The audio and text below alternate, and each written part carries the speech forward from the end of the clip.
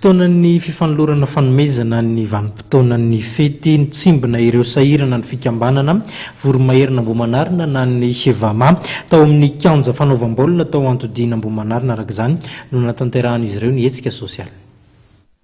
Tsy nanadindreo sahirana ny fikambanana Voromahery Ambohimanarina na Vama fikambanana misahana ny asa sosialy sy hetsika ara-panatanjahantena ny 2020 jona lasa teo. Mikarakara hetsika tokoa ny fikambanana teo amin'ny kianja fanaovam-baolina eny Antodiana Ambohimanarina ho fanampiana ny mpiarabelona. Resaka fanatanjahantena, ny fanaovana asa sosialy. Ny asa sosialy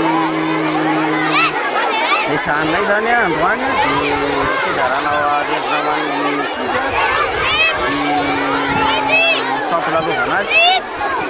Ny faranana amin'ny baolina populaire zany. Ny tanjona kendrenaka dia fanomezana fahafapo majinika mba fampiraizana ny faritra amin'ny fanakaiky aloha.